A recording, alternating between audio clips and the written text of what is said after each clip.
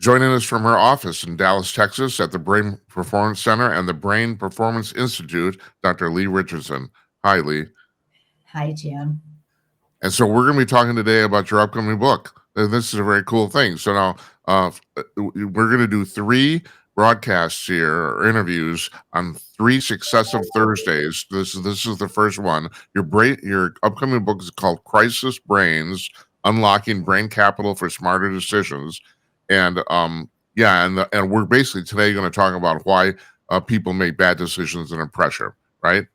So, Right. but the first question I have for you is, what prompted you to write the book?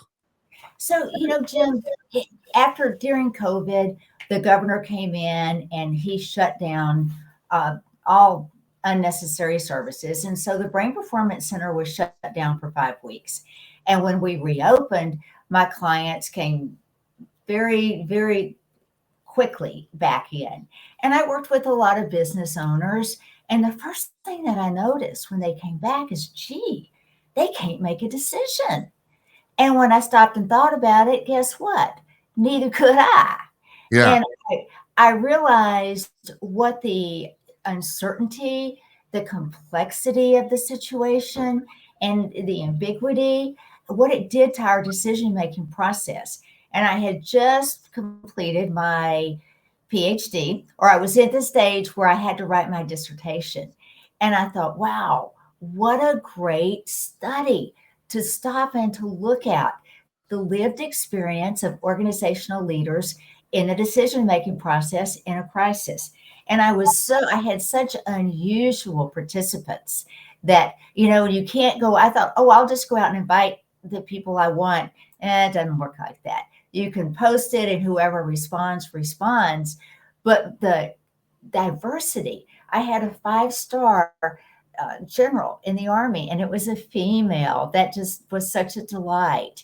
And I had an NFL football player, former NFL player, and some business executives and some Marines, and that gave me such a perspective on what it takes to make decisions, and being able to see that there is a process, no matter what their role was.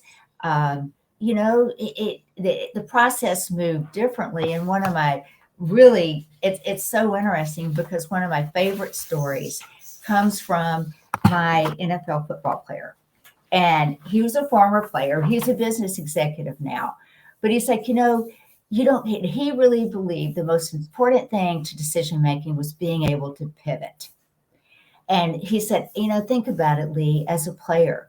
Your goal is you've got to navigate winning the game.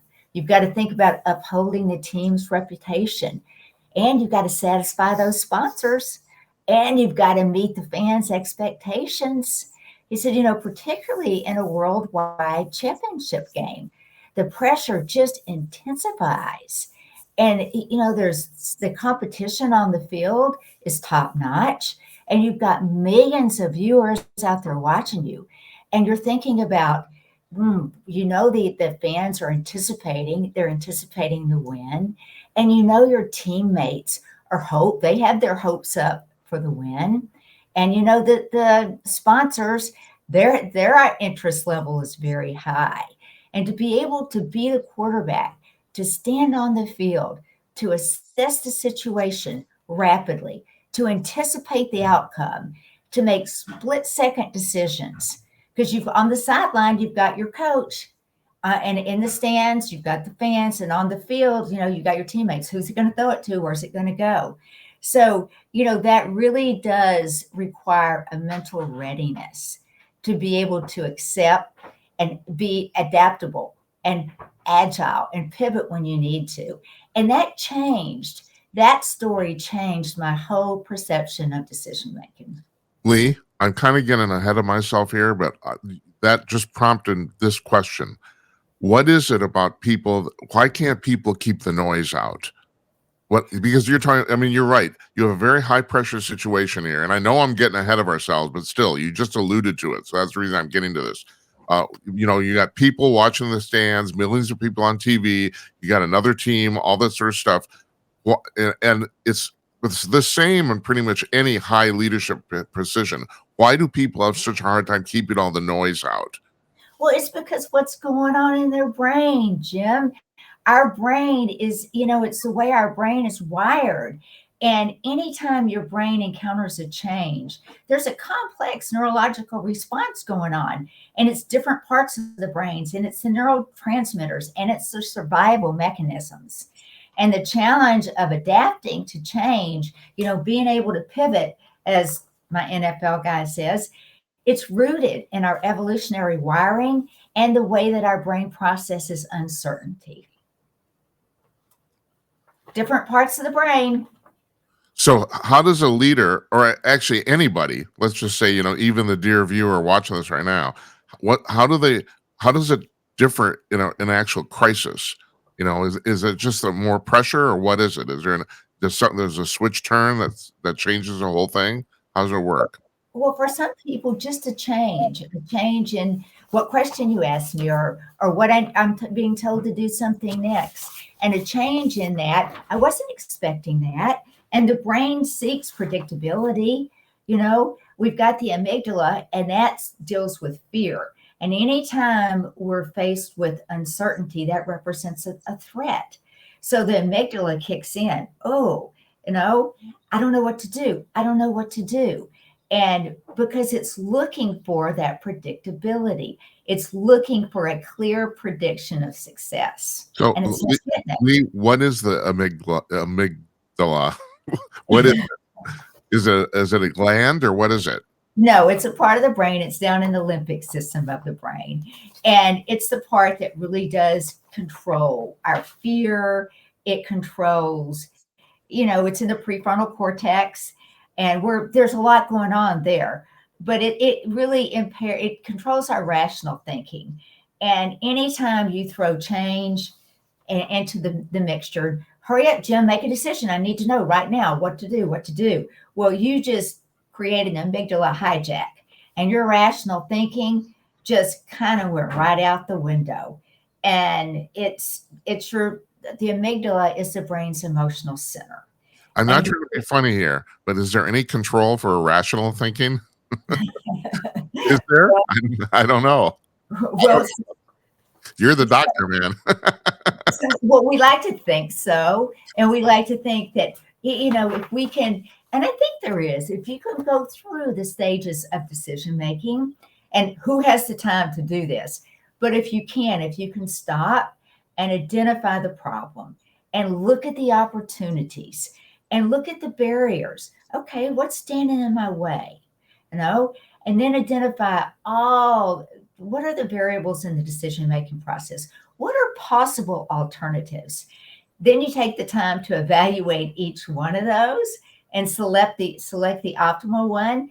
Yeah, you got a lot of rational thinking going on. But who has the time in today's world to do that? But isn't that the problem? I mean, you use the football analogy. I played football. I know how this works. The quarterback has about a half a second to decide who he's going to pass the ball to. Now, that's a high pressure situation. But most people, there's like large life or business decisions, actually don't have to make it in like 5 minutes. They can put it off till tomorrow. And this is the thing kind of pisses me off. Why don't people do that? You could, if you can take the time, why don't you take the time?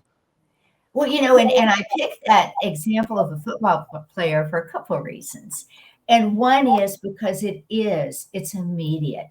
But, if you look at another participant was a city fire chief, and that's pretty immediate too, because they get calls that come in from a dispatch or they come in from 911. And as soon as they come in, the resources are dispatched. Sometimes they have minimal information. Sometimes they have incorrect information. And to stay ahead of the situation, and to be able to react properly, they base it on what they saw with their own eyes. And each one will do what he called a size up. And everybody What was that? They will do what? I didn't catch that. A size up. Oh, yeah. Okay. They'll look around and they'll see what's going on around them. And they have a different role, and they need to understand their role when they get there. So they'll do a size up. And that's another example that's really an example of situational awareness and being able to analyze what's going on around you in the situation. And you've got to have your antennas out and being paying attention and picking up. And, so not everybody it pays attention to their situational awareness. Some people are data driven. You ask them to make a decision. Well, where's the data? Yeah, right. Where's the data? And some people aren't. So I think when we think about rational thinking, the flip side of that is emotions. And we all know emotions influence the way we make decisions. Uh, it influences, will I take a risk or will I not? And anticipation, some people get hung up in the anticipation. They don't even get there. I mean, it's going to happen. It's going to happen. Is that a convoluted version of the fear response? Absolutely. Uh-huh. Absolutely. And I'm always just assume that the fear response is just some evolutionary caveman thing that we've carried over the last 100,000 years or something like that, right? I mean, because a lot of fear is irrational, and some of it isn't. That's the real weird part. It isn't all irrational, but and it's how you perceive it, whether it makes it rational or not, and it's how the influence between what's going on in the situation, how that interacts with what's going on with the decision maker. Yeah. All right. So can you explain cognitive bias to me? I keep hearing this term thrown around in the press all the time. And sometimes I think, like a lot of things, people try to sum up in two sentences and it probably doesn't do it justice. What is that? Well, cognitive bias in some ways is the same thing as confirmation bias. Because when you talk with somebody and you're evaluating whether or not you're going to, say you're talking to a lawyer and you're evaluating whether or not you're going to hire him, or a therapist or a coach, you have in your mind what you're looking for, what you know is the right answer. And sometimes, Jim, people will let that bias influence them. They did an interesting study, a school system did, and they were trying to make a decision. One of the schools, they had a huge problem with the water system. So do we shut the school down and move everybody to another school, or do we try to fix the water system? And they gave out a certain amount of information, and to 50% of the people in the study, they gave one side of the argument. To the other 50%, they gave the other side of the argument. And everybody, after they read it, because we have all the information we need within a minute. Everybody that had read one half of the story decided they had all the information they needed to make a decision. And they made a decision. Now, had they been not let that confirmation bias, or sometimes we call it the know-it-all bias, Uh-huh. Had they not let that influence, perhaps they would have made a different decision. Well, in that particular instance, I'm not trying to play devil's advocate here, but in that particular instance, isn't the problem also that people think they have all the information and they don't? But of course, in no instances anybody ever have all the information. That's actually the problem, isn't it? You hit the nail on the head right there. Yeah, I'm smart. Yeah, sure. All right, now you have to talk about another thing, and I find this really fascinating: loss aversion. Like people that. So tell me if I'm um, summarizing this correctly. People would rather not lose anything than actually gain something, right? That's basically what this is, correct? They're more concerned about losing something they already have than gaining something they don't, right? Well, and to me, that's looking at the negative. You're looking at the negative and you're letting that influence. Oh, I don't want to take that chance. I could lose. Instead of looking at the positives. And the what ifs, they're always, well, what a disaster? What if this happens? That's bad. But what if? What if it's a great opportunity? And that's being able to look at the upside of the problem. But that's a problem in gambling, isn't it? Because people always think they're going to do better. Absolutely.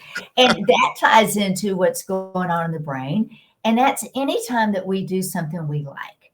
the brain says, oh, I like doing that. And those, those neurotransmitters are wiring and firing, and the brain starts kicking out that neurotransmitter dopamine. And dopamine is a really feel good neurotransmitter. And the brain's like, I like that. I like that. I like doing that. I want to do that again. So we do it again. But then that want goes to need. I need to do that again. And that's what happens with gambling. They start losing. Oh, I know I can come back. I know I can. I know I can. And we dig the hole deeper and deeper. Leigh, other than gambling, though, how does dopamine play any part in just regular decision making? I mean, Absolutely. and how does I that mean, work? well, dopamine is linked to the reward circuit in your brain, Yeah, so it's associated with pleasure. And I don't know about you, Jim, but when I make a decision, I'm always looking for something that would bring me joy, whether that's profit or another business opportunity or on a donuts. I mean, it's great. I did one podcast with a gentleman that wrote a book, the Molecule of More. And you know what the molecule of more was? Dopamine. Dopamine, right? Oh my God. All right, now I've got another question for you here, and that is, okay, what's cognitive fatigue? Because here's my deal. It's like, yeah, your brain gets tired, but everybody's brain gets tired all the time. So we're like, when do you when do you enter into the concept of fatigue? That's I'm tired all the time. What the hell? It's like, Well, anytime you think about it, that prefrontal cortex, it gets tired. I'm tired of you overthinking that. And when that brain gets tired, that takes away the need for willpower. Well, what the heck? Let's just make a decision. Let's just do it. And so, what I encourage people to do is, don't overthink it. yeah. Take a more Go back to the 3 steps we talked about in the very beginning. There's a process for decision making, because so many times what I see people do is they don't identify the proper components of the decision in the first place. They're so concerned about the decision being perfect. Decision making isn't about perfection, it's about precision. And I would say nothing in life is about perfection. It's, we're human beings, we're flawed. That's all there is to it. Come to terms with it. And I'm glad you brought this up, because overthinking is one of my biggest, uh, you know, bugaboos in basically in business. Like, everybody overthinks everything. That's the way I look at it anyway. It's like, Well, stop. they do, because everybody's looking for perfection, Yeah. and you're not going to get it. So think about how you approach it. Look for real-time updates. Look for clear instructions, and look for a no blame culture, because I'll hear people say, well, if I make that decision, then they're going to blame me for this. And my response to that, there's no blame. There's really not. But sometimes we put that blame in our own head. Yeah, yeah, I'm getting off the track here a little bit, Leigh, but this is a big thing with me. I have a problem with the duality. I come from a classical music background. It's very exact. It takes an enormous amount of study, and the like athletics, the bar for competency is very high.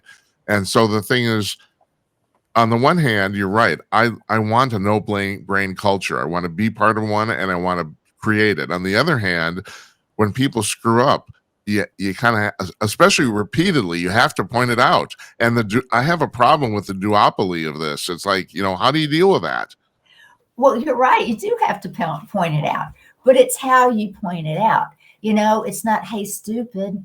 It's, can I share some suggestions with you? Huh? Yeah, you see, you're right. I mean, and you just encapsulated the whole thing. You're right. It is how you deal with it, not necessarily that you don't. So now, not everybody's who's watching this is a leader per se in a business or anything like that, but we all lead our lives. You got some examples here of something that happened historically that in the last few years that maybe that people can are the both good and bad decision making. Well, absolutely. But I have to tell you, I think everybody is a leader. Everybody out there is a leader. And I think a mother or a father is definitely a leader. And I can't think of a decision that has more emotional components to it than decisions you make for your families. And anytime I see on social media, mother of seven, I'm immediately, oh, Hail Mary, you That's right. deserve it. How do you, I mean, I had a hard time raising twins, Yeah, mother, right. mother of seven, Hey, but may I ask you, are you twins identical? no, they were Okay. fraternal. All right. Yeah, they were fraternal. But when you think about good leadership, a lot of times you can't even say what made that, Lee, why did you think that was such good leadership? Because it aligned with my values is usually a component of it. But whether or not you say that or not, you don't. I mean, when I think historically, one of the, mm, I started my practice in 2009, a Uh-huh. cash business. Do you remember what happened in 2008? Yeah, of course I do. Yeah. Well, Financial crisis. Yeah. absolutely. And, at the time, I wasn't experiencing it was all caused by the house shortage and the sales. And, you know, too many executives ignored the warning signs and they continued with frisky lending practices. And and you talk about dopamine, the lure of those financial gains of what could be made overrode the rational thinking of looking at the risk assessment. So it really did lead to a market, collapse. Yeah. And because I wasn't personally impacted on it until I had been 3 months into my business and didn't know if I was going to be able to make payroll one month, did Right. I, how that could impact. That's a fun problem to have 4 months in, isn't it? Yeah, it's a real fun problem to have. But if you look around what's going on all around us this week in the news, and you're a news guy, you probably have more examples than me, but if you look about what's going on with the Northern Territory Police Commissioner, Michael Murphy. Yeah, wasn't aware of this until you sent it to me. I never heard of this before. So go ahead, explain it. Well, I'm always, scrolling, looking when I open up email, but he had been in the service for many, many years. And he's been asked to resign because he didn't make a good decision. There was a conflict of interest because he appointed his very close friend to an executive position. Now, he had done some wonderful work with the youth and setting up a youth curfew. But it breaks my heart because you know what people are going to remember? Yeah, His this. Right. his bad decision making. I Right. mean, he did some good things. He even made an apology for for the way some police handled some situations, and he recognized that some injustices had been done. But the sad thing is he's going to be remembered for the bad decision that he made. Yeah, now this really fascinates me because you got a guy here, and there's several other examples, and one of my favorite ones is the show Breaking Bad, where you had the guy Walter White, and the reason I love this show is because it was as a serial. It was 5 years of him going from wanting to do the right thing to help his family because he was dying to becoming unbelievably evil. Just a slow slide, very slow slide into evil. And here you got a guy who, by all reports, was pretty upstanding, and then he did this really stupid thing. I don't, from what I gather, he was not under any any time pressure to do it. So why do people do this? Why do you all of a sudden, after a series of success, make a really, really boneheaded decision? Why does that happen? Well, do you remember those 3 stages of decision making that we've mentioned a couple of times? Identifying the right issue. They don't take the time.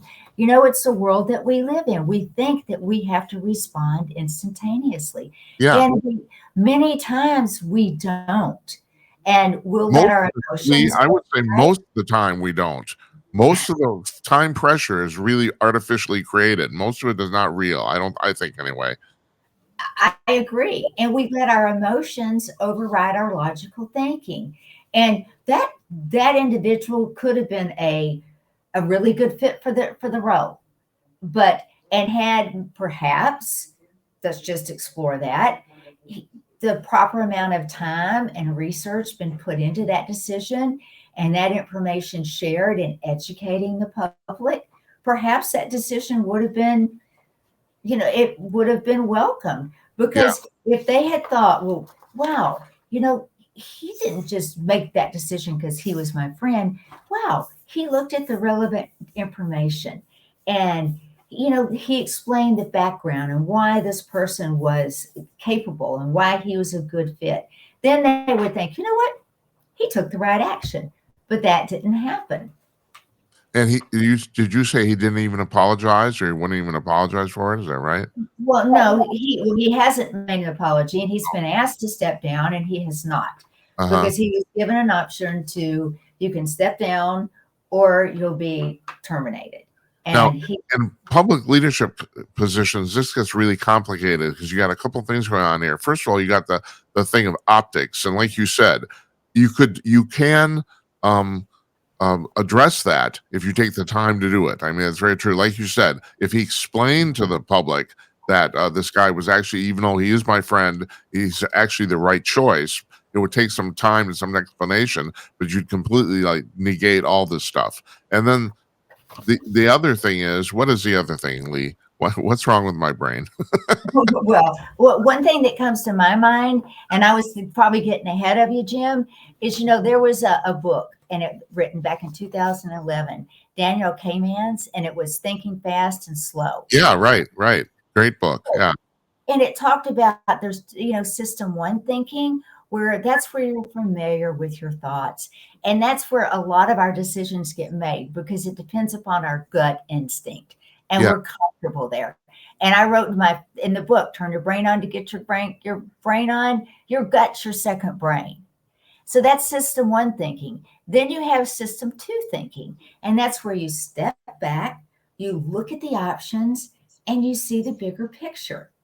And more times than not, we don't do that. And when I read that book, I reread it as I was writing my dissertation. I reread it and I thought, wow, decision making, and this was something I learned in the study as well. Decision making and critical thinking are really intertwined. When you use critical thinking, you've got to process, you've got to analyze, you've got to synthesize, you've got to evaluate. But then you've got to combine that with reasoning and problem solving, and you've got to be able to evaluate. And we don't think of decision making in those terms. It's like, hurry up and decide. Do you think that's part of social media pressure? I mean, as a 21st century, we evolved to the point where if you can post anything on any social media platform in like 30 seconds, do people expect a 30-second decision? Do you think that's part of it? In other words, is it peer pressure? I do think it's part of it. I think technology is part of it too, because technology has put instant answers at our fingertip. And with those instant answers comes instant gratification. So, and do we all want instant gratification? I do. I mean, Yeah, I'm not I'm not embarrassed to say that. I but do. there's something, I've started to use AI regularly in my work. I'm asking questions to Copilot all the time, but I'm astonished. I know enough about what's with the answers I'm expecting back. I'm astonished at how often it's blatantly wrong. It's just completely wrong. It's like, yeah, you're telling me though, you're an expert. Sure, yeah, right. Go to hell. But at the same time, sometimes you'll put something in. I'll put and I learned this. Mark Cuban wrote a great article on AI, and I actually ran into him. He's such a friendly fellow at the health club, and I said, what he said was, "Hey, all you teenagers out there, you ought to be learning AI. This is how this is how you pay for your college education, because you use AI just like you're in a conversation. When you ask the right questions in AI, you get phenomenal information. Yeah, When you don't know what to ask, you get a bunch of garble. It right, doesn't make sense, you know? right. Yeah, yeah. And there's another example you brought up here that I find kind of interesting. And that is Jeff Bezos overhauling the culture at Blue Origin. Now, and he's Absolutely. also in the process of doing the same thing at the Washington Post. And I have to, before you go on, I have to preface this. Whenever anybody thinks about this guy, he's absolutely brilliant because I followed the rise of Amazon. I was involved in the web business in the 1990s at the same time. And the thing about Bezos is when it came to the Amazon business, he did almost everything that you're not supposed to do and still succeeded. And so that was obviously his own personal brilliance. But what happened with what's going on with Blue Origin right now and his changes? So let's look at the driver for, I mean, he is changing the culture, but let's look at what's driving that. And that's his competitive nature. He's competing with Elon Musk. And what Elon Musk has done, Elon has like 400 journeys, Yeah, whereas Blue Origin has one. yeah. And looking at that, he's saying, I've got to get more results oriented. We've got to bring that in. But that's a quick change in culture, and people don't understand it. And again, was information shared? Was there an education process going on? Or was it, oh my gosh, just look at the results? Something's got to change.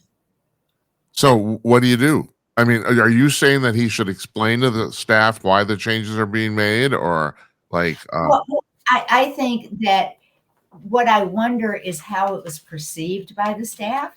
uh-huh, Was it perceived because everybody knows if you're in that business, everybody knows your competitive stance. Everybody knows that, it's 400 to 1. So was the assumption just made? Is that's why he made those changes? I don't know. But had he, had a town hall, let's talk about what's going on around us.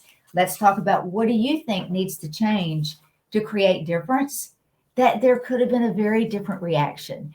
And I'm not part of that organization, certainly. So do I know what that organization needed? No, but do I know what most people need when asked to go through change? Yes, I do. what was that? What do they need?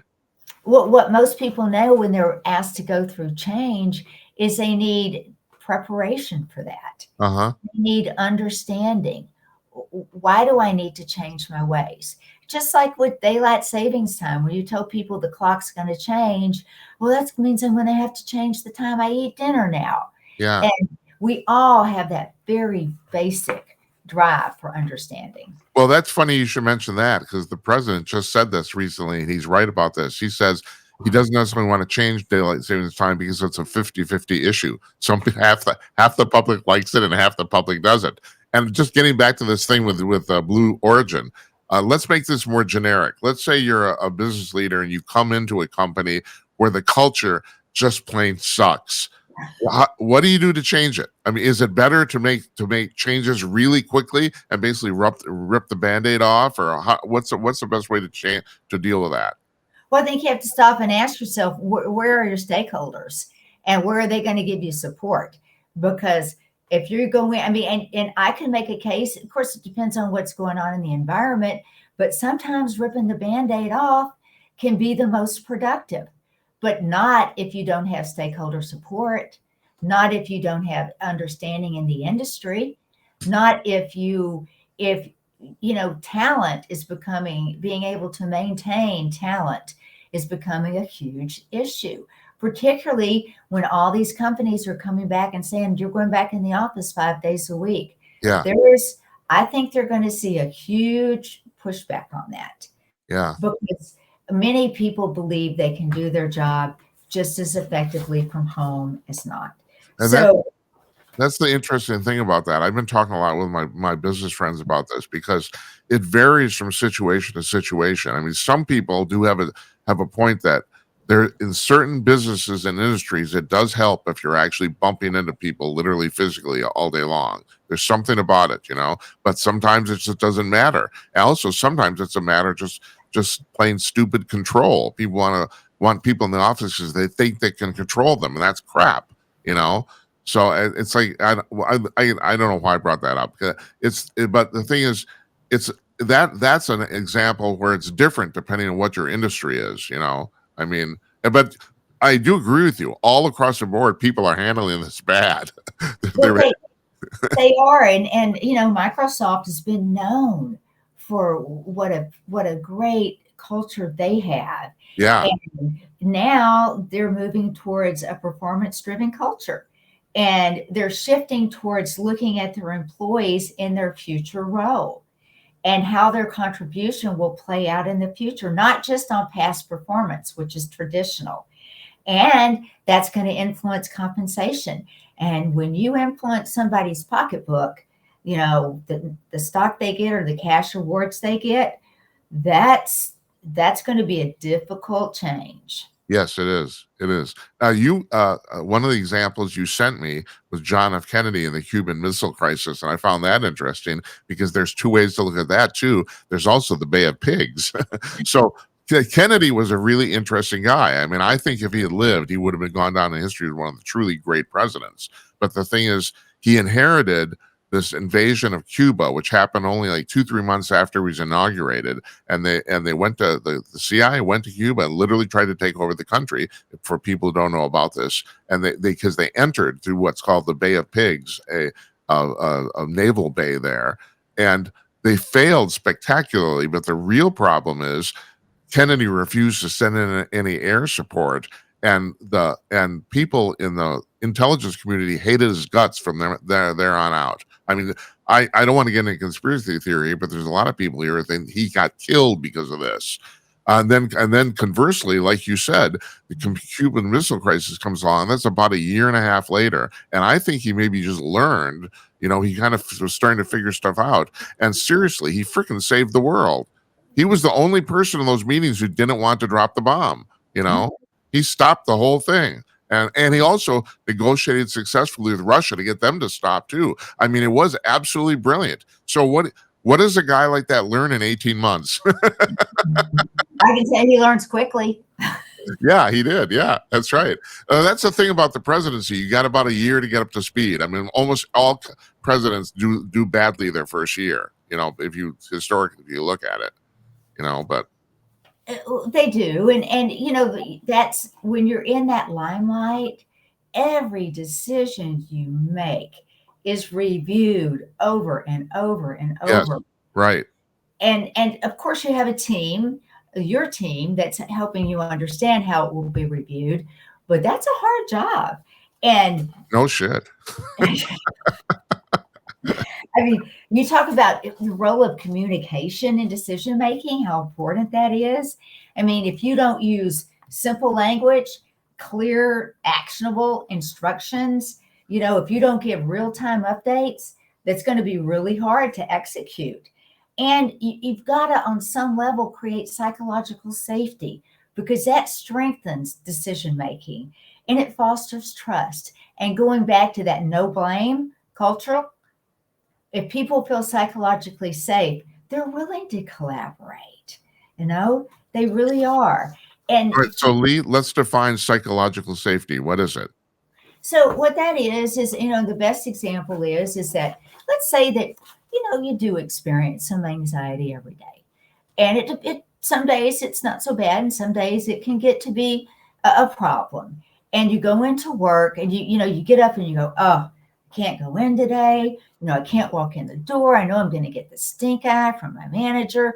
My teams know I get anxious. They're going to avoid me. They're not going to talk to me. And there's no psychological safety there. So if managers and organizations can learn to recognize that 1 out of 4 of us will, and that's a true statistic, will struggle with some brain health challenges. And that's what I consider anxiety or depression or autism or ADHD is a brain health challenge. And they create, an atmosphere of, it's okay to not be okay, but we have to do something about it. And I've done some coaching and training with managers, just training them how do you have those conversations. Those are hard conversations to have if you don't know what to say. And if a manager can learn to just go up, Jim, it can be so simple as walk up to somebody and say, you know what, if there's one thing I can do today to make your day a little bit better, would you please tell me? That's Yeah, all that it takes. I'm not being funny here. That works in marriage too. Oh, it works a charm in marriage. That's right. That's right. But in this particular case or the instances you're citing, what is the difference between like psychological and situational health versus biochemical and physical health? I mean, first of all, you're a doctor, so I don't know. I don't know if I could tell the difference. How do you know? Well, if you're in physical, if your physical safety is in danger, if you're in, go back to 9/11, if you're on the top floor of that building and it's on fire, that's a totally that your body is in alarm. You can smell the fire, you can hear the fire trucks, you can see the blazes. I mean, that's you're immersed in that situation. Yeah. And if you're in your own dealing with your own anxiety or depression or combination of, it's all up here. Now, this, your brain does kick off your body and it kicks off that autonomic nervous system. And you start riding the roller coaster, fight, flight, freeze. But but the consequences are different. And, when you're in physical danger and when it's absolutely the consequences are 100 times more severe, then you're going to react differently. So to sum this all up, what do you think is the biggest takeaways that our dear viewers should come here when it comes to actually decision making? Well, I think that they have to. The takeaway is that good decision making is, great leaders don't just make decisions. They think strategically. They adapt swiftly, and they lead with confidence, even in uncertainty. They have cognitive resilience. They have emotional resilience, and they have social resilience. Because you know as well as I do, Jim, anytime everything is going your way, life is grand, you can roll with the punches, you can make a good decision, but then you hit that bump in the road. Oh, I don't know what to do. And you don't have that resilience. And it goes back to something I think I said earlier. Decision making isn't about perfection, it's about precision, using information, using clear instructions, communicating, teamwork. And you look at everyday life. The world we live in is so diverse. And today's world, it's so interconnected. Look at the number of blended families that are out there. Yeah, right. I mean, and if you look in the professional and organizations, the broad spectrum, the diversity, everybody's got different interests and different abilities, and there's 5 different age generations involved. It's a dynamic and diverse environment, and we have to be respectful and we have to make good decisions. We've got to use our one single greatest asset, and that's our brain Our power, brains, our brains, Leigh. our brains. All right, Leigh, tell me if I'm wrong here, though. If I could do one single thing regarding business, it would be eliminate perfectionism. I can't stand it, and it's completely pointless. When people say they're perfectionists, at this point, I run. It's like it's like, especially, I mean, like I said, I have my background's in classical music, and there's a lot of people in classical music who are attempting perfection. Well, no one wants to hear perfection because if you actually get it, it's inhuman. That it is. So that's my thing. So I don't know. Well, I think if you start there, Jim, I think you've got the world is at your feet. Oh yeah, sure. Tell me about it. All right, Leigh, this has been fantastic. Now, I just want to point out that this is the first episode of 3, or the first installment. We're going to do this 2 more times, and we're going to talk about 2 more aspects of your book than the other 2.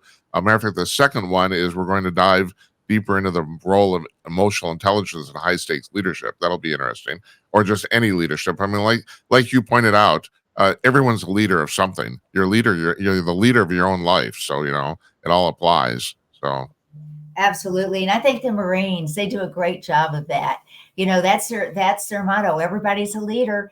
And even if you're leading one other person, you're a leader. Yeah, that's right. That's right. You are. So thanks, Leigh. I will see you next Thursday, I guess. I really appreciate this. Thank you. It's very informative, and I'm glad we're doing it.